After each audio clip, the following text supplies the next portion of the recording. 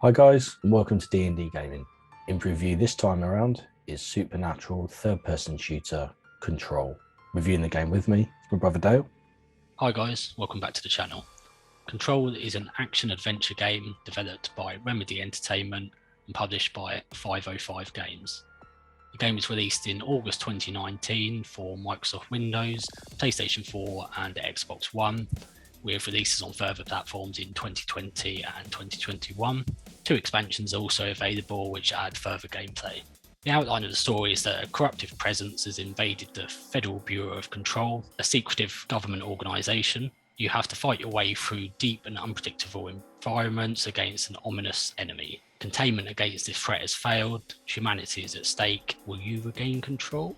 So Dav, what are your first impressions? First impressions of this one, a kind of supernatural third-person shooter where you can pick things up telepathically and slam them into enemies' faces.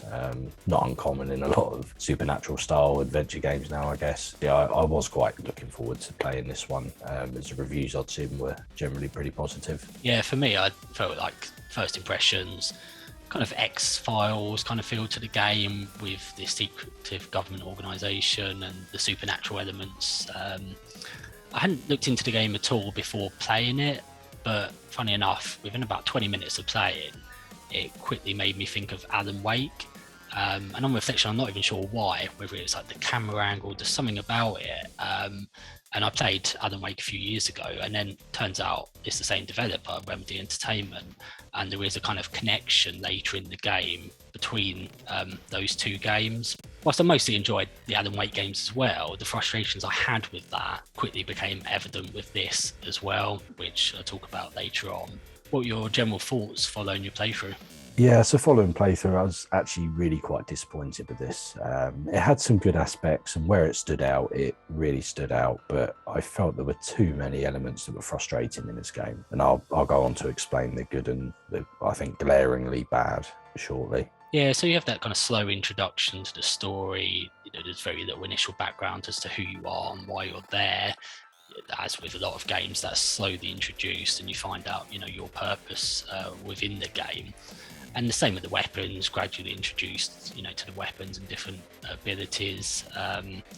There's some of the stuff I liked. I did like the brief training that you had when unlocking a new ability. For example, when you traverse this kind of short level to get used to that new ability once you've unlocked it. And I thought that was a nice touch, as a way of kind of tutorial, essentially. I thought there was a good selection of ability upgrades and skill tree options without having kind of too many in there. And I did generally find that, like, as I went further through it, whilst there was a lot of frustrations, it definitely became more interesting as I leveled up and got towards the end game. I really feel the end game was better, quite substantially than early on. But yeah, I mean, there's something about the Remedy games that, for me, they just always fall short of being, a really good all-round game. And this was another one where it just wasn't quite there for me. And again, we touched on that later. Yeah, in terms of, graphic options, how did you find those?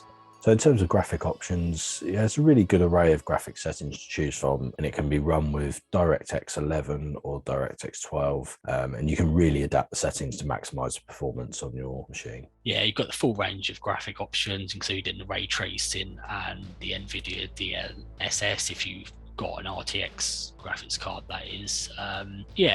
Everything you need in terms of graphics, to be honest. So in terms of graphics performance, how did yours run?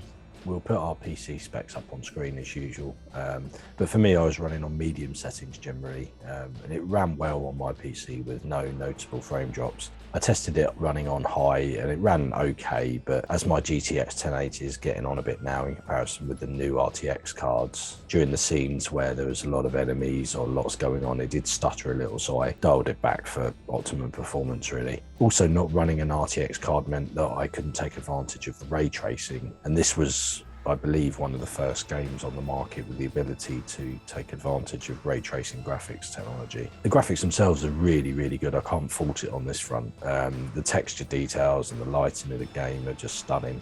and therefore a bit of a heads up really. If you're playing it on PC, you'll need a fairly high spec PC to run it smoothly. The minimum specs for the graphics cards is a GTX 780 or AMD 280X, and recommended is GTX 1060 or AMD 580 or better, so quite demanding graphically. My GTX 1080 was easily sufficient. However, if you're looking to run on anything less than a 1060, then you'll likely be running it on the lowest graphics settings. Although the graphics and animations are really good, I'm not quite sure what was happening in this scene. My name is Jesse Faden. I'm coming to help. Yeah, so I played with DirectX 12 on and settings mostly on medium. I've got an RTX 2070, so I was able to use that, and also the ray tracing, which I actually had the ray tracing on high. I did have to lower the resolution to 1080p though to make it playable, basically, because it took me a while to get the graphics where I wanted them. So I normally play at 1440p, but you know, it is a modern game. It took a while to get the settings just right. But I think it was actually my CPU holding me back, which is understandable because that's like 8 years old now and I really do need to upgrade it. But that was getting absolutely hammered, and so I had to kind of adjust the settings to get it right, you know, to work nicely with that. But yeah, as I say, mostly on medium, and the ray tracing, I mean, as you say, the graphics are excellent. They really are great. Even though I had to lower the resolution, there were still times where I thought, oh yeah, this is just really nicely done. No issues there once I got the settings right. In terms of player controlled options, how did you find these? So the game's third person only, and I'll come on to my gripes about that one later. Full key rebindings are available, and the game also has controller support. I did feel, even on PC, in terms of controls, this did have a very consoleized feel to the player controls, which can give them a certain clunkiness, I think, when you're playing on a keyboard. But, you know, PC Master Race and all just makes it more of a challenge, I suppose. Yeah, I don't really have much more to add to that. I mean, the third person view, very similar to Alan Wake's, that kind of over the shoulder view, which not a huge fan of, but I guess it kind of worked here. And I agree about the kind of consoleized feel, I guess, to it. And if you look in the settings, there's a whole bunch of settings related to if you're using a controller in terms of, like, you know, aim assist and all that sort of stuff, which obviously mouse and keyboard have that all off. There is definitely that kind of feel to it, which understandable given that, you know, they're trying to market to all the different consoles. But I just use mouse and keyboard and no issues there at all. So in terms of story structure and mechanics, the story is quite deep, so we can only really scratch the surface here to avoid any spoilers. You play as Jesse Faden and start by arriving at the Federal Bureau of Control. The FBC is a government agency that investigates supernatural events, and Jesse is chosen to be the latest in a long line of directors. Unbeknownst to the FBC staff, Jesse is actually seeking the whereabouts of her younger brother Dylan, taken by the agency following an event 17 years prior. The game is all set within the FBC HQ, aka the oldest house, which has been put into lockdown following the spread of a possessive entity called the Hiss amongst the Bureau staff. The remainder of the staff wear Hadron Resonance Amplifiers, or HRAs, devices built to block the Hiss from possessing the staff. Jessie learns that she has a supernatural resistance to the Hiss possession. The story unfolds through the agency staff interactions and collection of case files as you work your way through the sectors. The oldest house is able to adapt its form, and you work your way through various sectors, cleansing the areas of the Hiss and using control points to regain control of that area. You combat your way through, fighting the Hiss with an adaptable and upgradable weapon, along with Jessie's supernatural powers such as telekinesis. So in terms of UI, the UI is clean and simple with health and supernatural energy bars, usual weapon, crosshair and ammunition bar that appears when using a weapon, and in the top left, information on your current mission objectives. There's also a white circle that appears over objects of interest. I thought this was a bit shit and didn't promote any type of searching for items. This, in my opinion, is very much an outcome of primarily being aimed at the console game market. It's kind of an attitude of instant finding of items that takes away any realism of actually searching for items, in my opinion, and it comes across as quite hand-holdy. And I think it's a real shame, to be fair. I think in a game where you're playing as a protagonist that's supposed to be searching for clues about the whereabouts of a brother, as a player, you should actually have to search areas and not have a white object that's basically saying, I'm over here. You know, it could have been done so much better. The map overlay is really cool and saves going back and forth from a menu or a sub-menu. It just pops up and you can close it, sort of just click of a button, which is really easy. I found the inventory was good and easy to navigate with a clean look to it graphically. Yeah, I don't have much to add there really. I think we covered everything, but yeah, I had no problems with the UI, simple and effective and everything you need. In terms of weapons and apparel, the weapons are really cool. The way they change and adapt, it's kind of like they're alive, which is awesome. However, I found the modding of these to be quite frustrating. It says in the menu that you need to unlock additional mod slots, but doesn't actually tell you how, and it wasn't really very obvious off the bat. So I actually went through a big chunk of the game not being able to really upgrade my weapons, which just got quite frustrating. The supernatural powers such as telekinesis are okay, but it's nothing that hasn't been done in similar games before. So yeah, I thought the weapons were decent for the most part, but I did just stick with 2 of them and fully upgraded them, and it's not because of the way you have this single weapon essentially that adapts to different forms. It's one of these games you don't have a full range of, like, you know, heavy artillery and machine guns and chain guns or anything like that. It's quite basic in that way, but yeah, once fully upgraded I found them to be, yeah, they're pretty solid, nothing special, but did the job.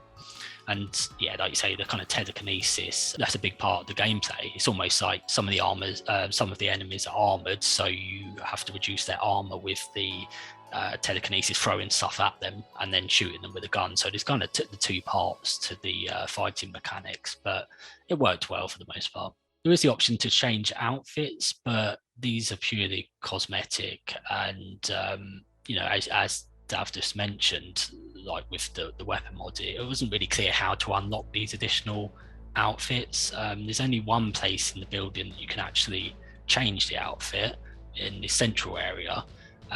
For some reason, I don't know why why you can't change them at any control point, but yeah, there's a single area, and it's not really clear, you know, how you unlock these additional outfits. I did unlock the gold suit, which you'll probably see in some of the gameplay we have playing in the background, and I unlocked that through a puzzle in a side room, but it really wasn't clear how to unlock these additional outfits, and then the majority of them came after I completed the game. By which point, unless you do continue playing side missions, it's a bit pointless at that stage. You unlock like an additional 4 outfits, but again, they're only cosmetic. So in terms of sound, how did you find that? The sounds are generally okay. The voice acting was really good, the cutscenes, and comes across very authentic actually.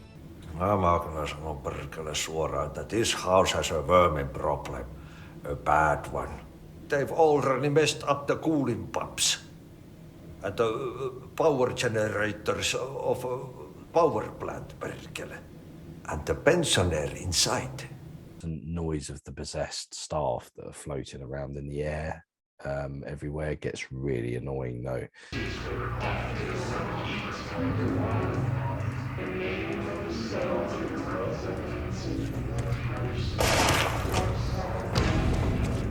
And I just found myself sort of running through areas where they were to try and get away from just that constant noise that they make. Yeah, I agree on that point. It does get a little frustrating after a while, especially as you are going through areas multiple times to sometimes backtrack to do side missions, etc. Generally, yeah, I thought the voice acting was good all round though, from the main characters. Yeah, really quite good voice acting. Gun sounds are fine, but nothing special. Nothing stood out for me there. Have that kind of creepy and atmospheric music that sets the tone at times, and again, did it well.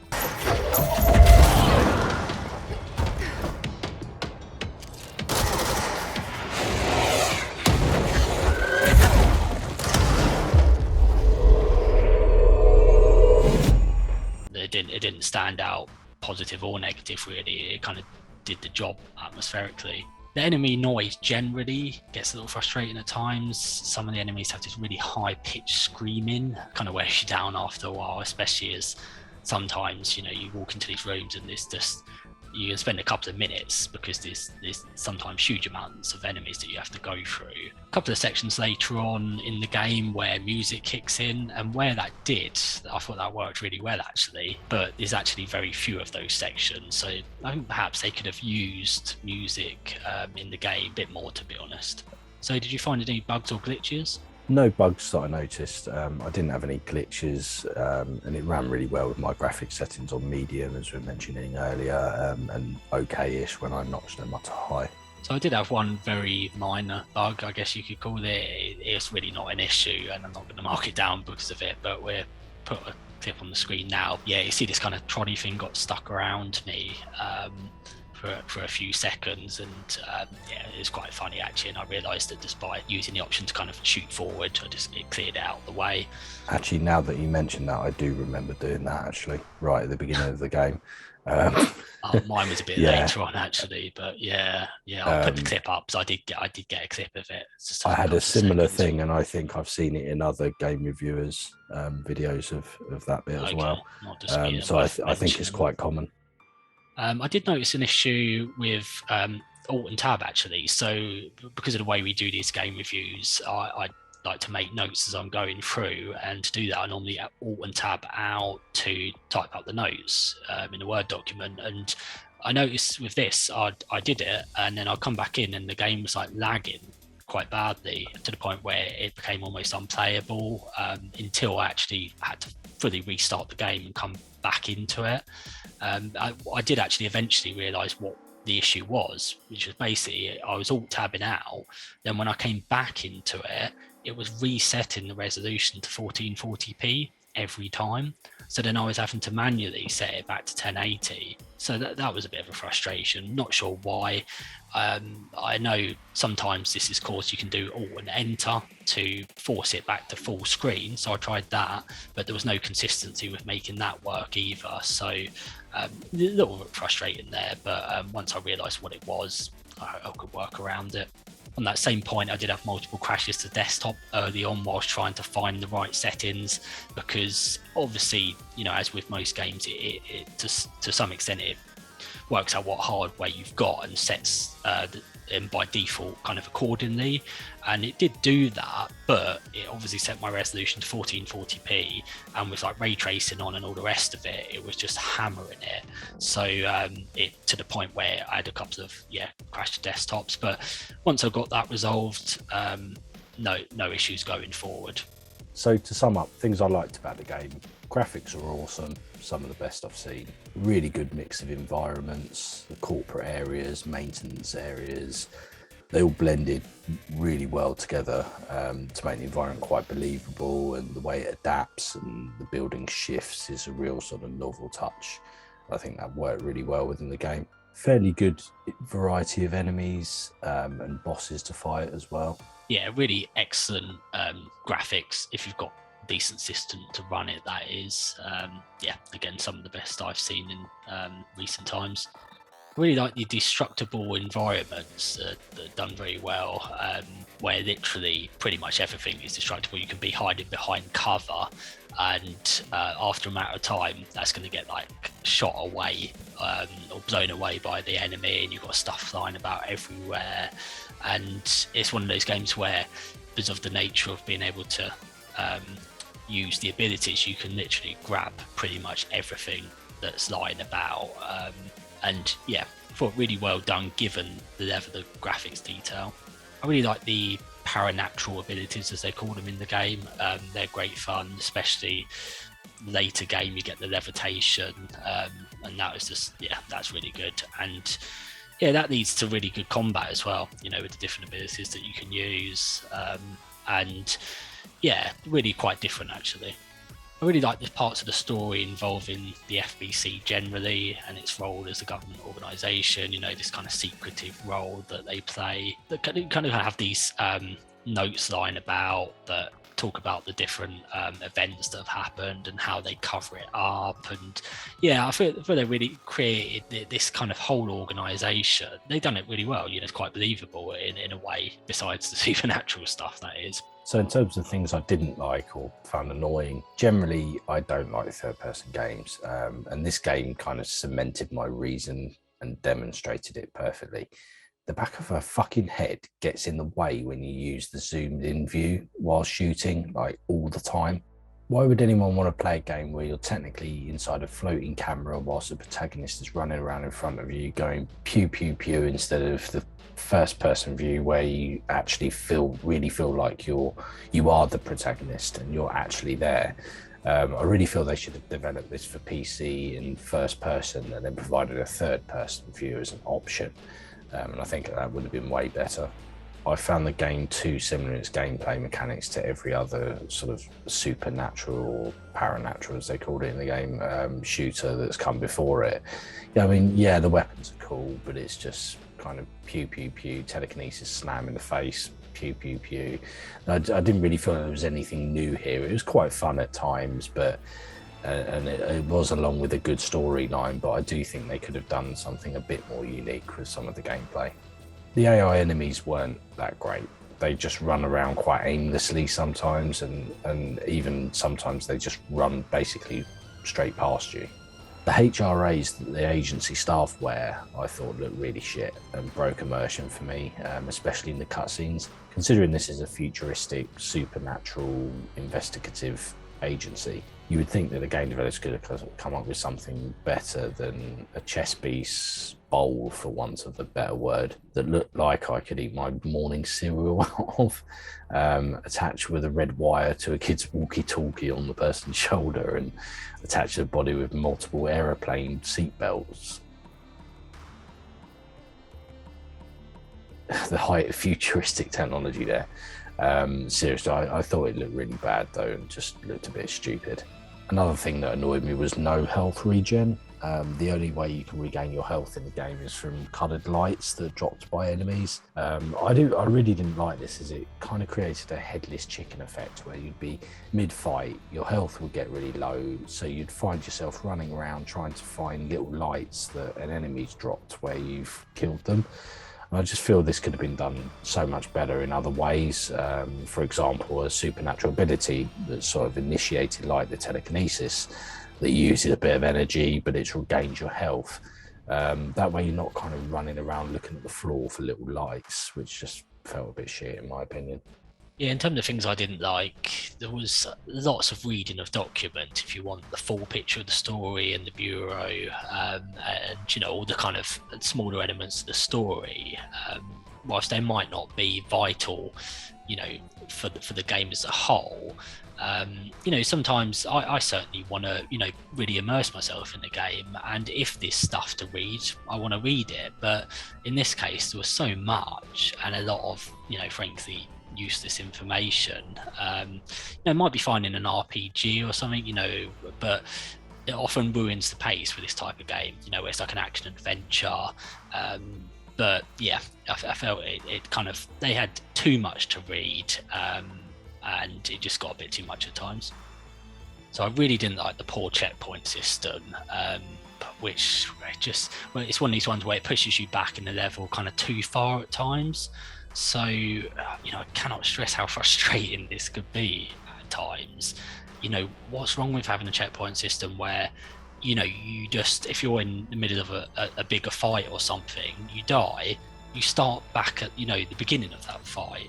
In this, you start sometimes, the checkpoint that you were at might be, a minute away from where you are. And that might not sound like much, but when you're doing that multiple times over the course of the game, this leads to a lot of wasted time, especially on those, perhaps mini boss fights where you're going to die multiple times. Sometimes you've got to work out what you're doing, and while you're doing that, you're going to get smashed by the enemy, and then you start sometimes at a checkpoint that's way further back. It really did frustrate me the way they did the checkpoint system in this, and it could have been so much better, or just like a normal checkpoint system where you start from where you died, basically. I did find the enemies can go from easy to like OP in the blink of an eye, especially in the side missions. I noticed this, but this did continue right to the end of the game.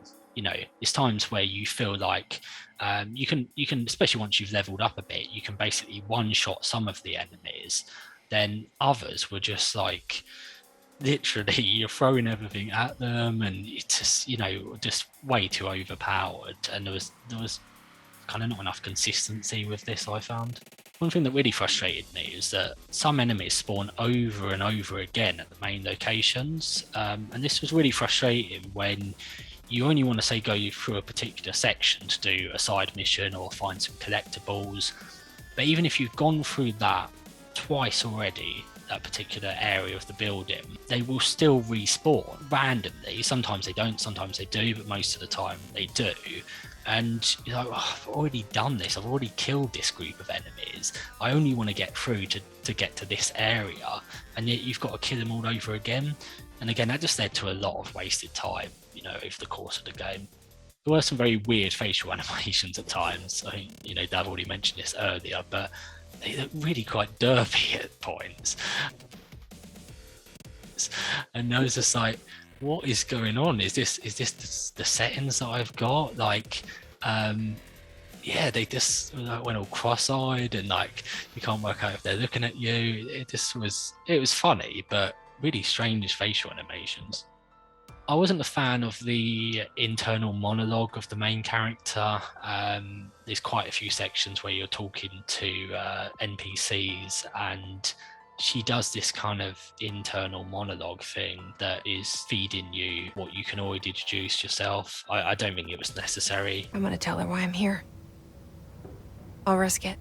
So was there anywhere you think they missed an opportunity? I think considering the story in this was really good, I would have liked to have seen more inventive gameplay mechanics rather than just a typical weapon shooting and telekinesis and fast dodge and levitation powers. I mean, they're great fun, but they're done in so many other games, and it just made it feel like every other sort of third-person viewed supernatural game that preceded it, really. Actual searching for items in the game, as mentioned earlier, the white circle above the objects of interest requires no necessary searching of an area, just run over and pick it up.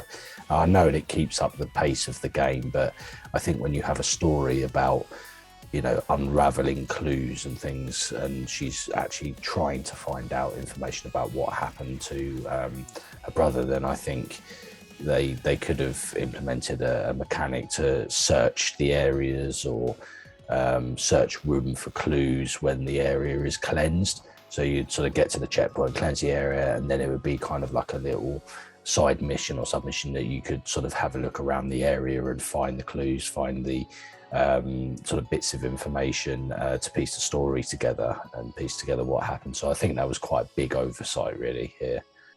I do feel there could have been more variety of weapons. As we mentioned, it's basically a single weapon that the director has, and it's kind of bound to them. And it does change slightly, but it's essentially just a pistol. And so I do feel there could have been a slight variety of weapons, even if it was, had to be a single-handed one because of the other abilities that you used. I feel they could have still expanded on these a bit. There's really only 4 main varieties on it. But they could have added a FOV slider. I mean, how hard is it to include this? I do also feel this could have resolved the issue you mentioned about the way it was too zoomed into the back of her head at times. If there's a FOV slider, then you can effectively zoom it out to adjust that. I feel that's a missed opportunity. The outfits I mentioned earlier, let's say they're basically cosmetic. There really is little point to them. I feel like they could have actually made these to have a difference, to have maybe additional abilities built into them, maybe armor. There's a whole range of different things they could have done, given you a reason to find these different outfits and use them. So in terms of scores, what would you give it, Duff? In my opinion, there's far more bad and mediocre than good and awesome in this game, and I don't think it really deserves the hype that surrounded its release. I'm kind of torn with this in terms of scoring, because things it did well, so the story, graphics, environment, variety of enemies, it did really well. I can't fault it on those things, but the bad things were just glaringly bad, and because it could easily have been avoided, and they stood out for me more and broke my immersion more in the game than the good things actually gripping me and pulling me into the game to enjoy it. So for me, it's a disappointingly kind of middle of the road 6.5 out of 10.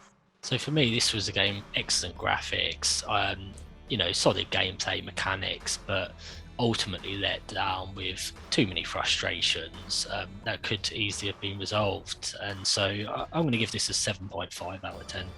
Well guys, thanks for watching. Please like, subscribe and comment. Hit that bell icon to be notified when we upload a new video, and we'll see you in the next one.